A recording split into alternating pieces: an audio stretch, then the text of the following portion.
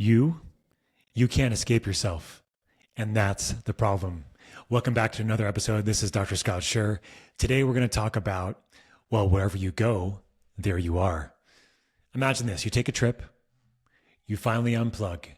No inbox, no Slack, no noise. By day 3, if you're so lucky to have a vacation that lasts as long, your sleeping is better and deeper. Your body feels lighter.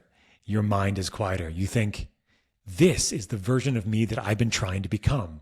We need to move here. This is where I need to move. This is where I need to be so I can get my work done and do the things that I want to do. Right? You do this and you have this kind of self-talk when you're on vacation. You come home and then 72 hours after arriving back, it's all gone and you're back to the same grind and the same patterns that you were before. So what actually happened here? And so this is what we're going to talk about here.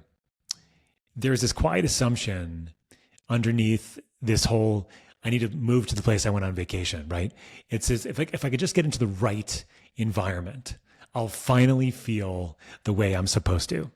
And this is very common. We think that, we have to move locations and environments to really get done what we really want to get done, to be the best person we can be. And like to some degree, look, this can be the case if you're in a bad relationship, you have a very, stressful aspect of your home life. It can absolutely be helpful to leave that situation. I want to say that first, okay? Even deeper inside these, the idea though that, leaving your situation is going to make you better, you're kind of thinking that, if I can leave my life, I can leave my patterns. Like if I can leave the life that I have here, I can leave my patterns with me. But the problem is this: your physiology travels with you. And so does your perceptual lens overall of your physiology and of the environment inside and outside of you. On vacation, your body softens, your inputs change, but something else changes too. Your thinking changes. There's fewer, thinking about the future or the past. You have fewer future projections, less internal pressure, reduced self-monitoring, less narrative about what's next. You're actually in the moment more, right? Because you're on vacation. So what actually relaxed here? Not just your body, but the loop between your body and your thoughts. So this self-perpetuating loop that we all have, of the daily habits that we create, and the mind and psychology that is created when we have certain patterns that happen for a long period of time. So most people think, of course, coming back from vacation is that I need more vacations. I need more time away. I need to redesign my environment like I'm on vacation. But the key thing to always remember is that wherever you go, there you are.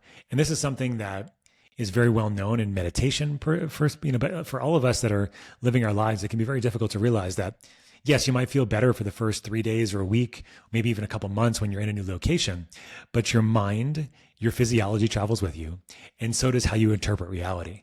So eventually, after a little while, all those same thoughts, emotions, feelings, sensations, they're all going to come back to you. And that's why it's so important to address this physiologic and psychological loop, how you interpret your reality. The goal isn't escape. It's understanding what allowed the loop to quiet in the first place when you were on vacation.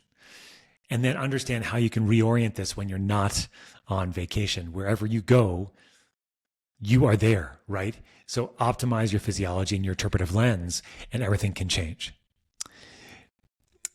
So how do we do this? The first step here, as I always talk about, and I think it's so important, is your physiologic state. Do you have enough energy availability? Do you have enough safety signaling? Does your nervous system relax and calm down? This is what's called autonomic balance. When we talk about energy availability, we talk about how much capacity do your cells have to make energy? Do you make energy effectively, or do you have a hard time making energy? This needs to be addressed so that if you make better energy, you're going to feel better on a regular basis, even when you're not on vacation. This is why I use a framework with my patients. It's called health optimization medicine, where I build up their framework over time using foundational biology principles, looking at vitamins, minerals, nutrients, cofactors, looking at mitochondrial function, which is the center and crux of our capacity to make energy. Some of our cells make tons of energy, like our cells in our reproductive organs or our brain, heart, liver, musculoskeletal tissue. These cells need a ton of energy available. think about your brain. If your brain doesn't have energy, it's really difficult to have capacity to do things that you want to do. Your energy is going to be all over the place. Your brain fog is going to be impairing you. Your concentration is going to be impairing you. Your capacity to think, keep things in your mind, or depression, anxiety.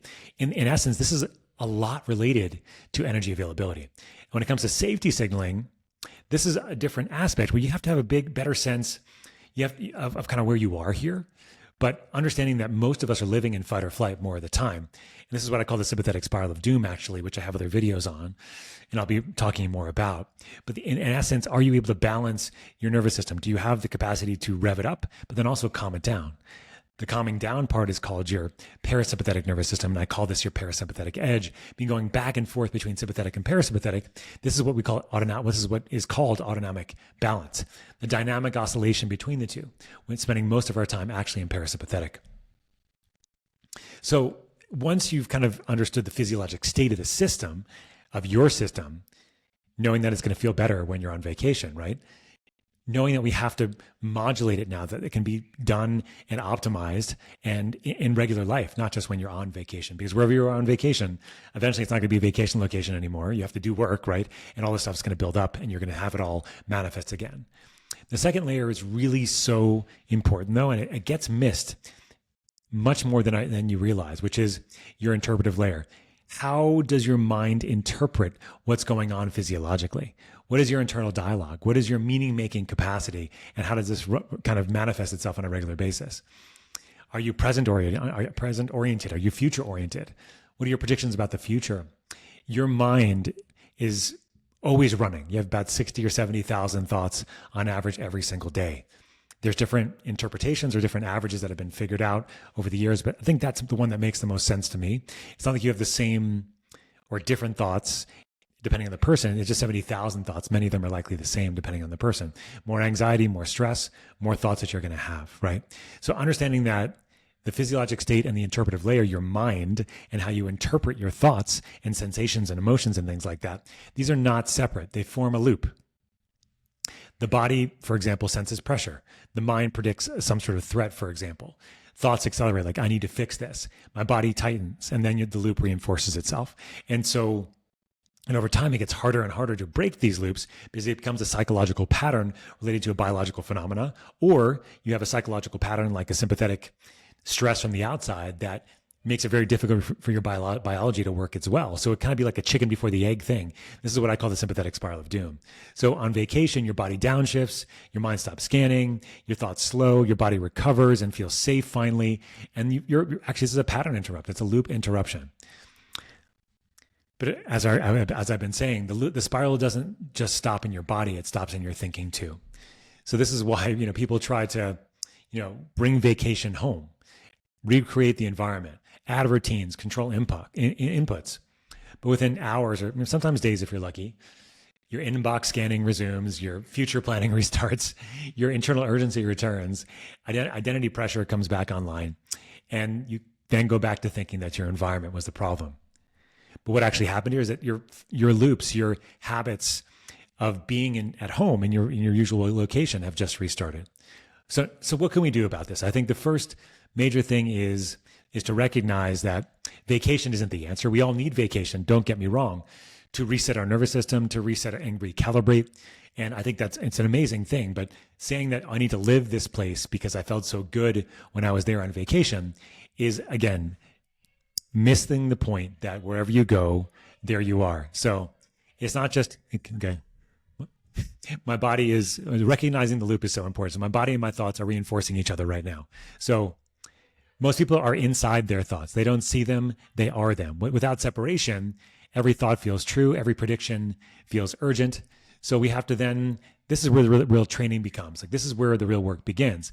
Not optimizing the environment, but training the perception. Learning to observe your thoughts, notice patterns, recognize prediction versus reality. And this is what meditation can be so good for, because you can start observing the mind and realizing that you have 70,000 thoughts per day. Should you believe everything you think?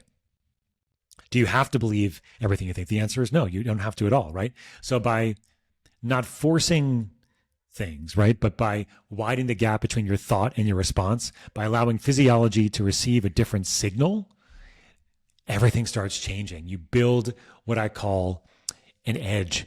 And the loop can shift both ways. Both body influences the mind influences the body. Even subtle shifts, noticing instead of reacting, naming instead of merging. So one of the interesting things in meditation they talk about is even talking about yourself in the third person, like the Scott, in my example, has a sensation. The Scott wants to go and check his email. Like by doing that, you're creating separation. Just adding a THE, a the in front of your name can go a long way. And that actually starts to reduce your sympathetic load. And there's lots of different tools you can use. I mentioned meditation. That's the one I use the most. I think it's so helpful. Breath awareness can be helpful. Open monitoring, so observing your thoughts, is a kind of a meditation practice. Attentional training, so training your attention. Other, very specific contemplative traditions as well. But these are training tools. They're not necessarily calming tools. And I think that's the important thing. The training the ability to see your thoughts without becoming them is a superpower. Let me say this again. Training your ability to see your thoughts without becoming them is a superpower. And so it's so important to think about this, because if you can train your thoughts, you will have a superpower. It does require, energy activation, energy activity, energy capacity. And so having optimized physiology is so helpful to be able to do this. Much easier to train your thoughts in your mind if you also have enough energy in your cells to make the capacity there. So now we return to why didn't it last on vacation, right? Because two things came back online: physiologic pressure and thought patterns reinforcing that pressure. Vacation interrupted both, but nothing was built to work with either, right? You didn't just lose a feeling, you lost access to a different physiologic state and a different relationship to your own mind. So the next time that version of you shows up, don't just enjoy it, study it, map it, because the goal isn't to escape your life, is understand what your system and your mind need to feel safe enough to stay in it. Remember, wherever you go, there you are, not as a limitation, but as a starting point of this map of changing your physiology, of knowing that you can modulate physiology when you're home, in your office, or with your kids, and feel like you're on vacation, actually, on some level, if you're able to understand the physiology, understand the psychology here, and retrain your mind and retrain your physiology, both either way. Start with one or the other, whatever feels best for you. If you like this video, don't forget to like and subscribe below. Thanks so much for listening. We'll see you next week.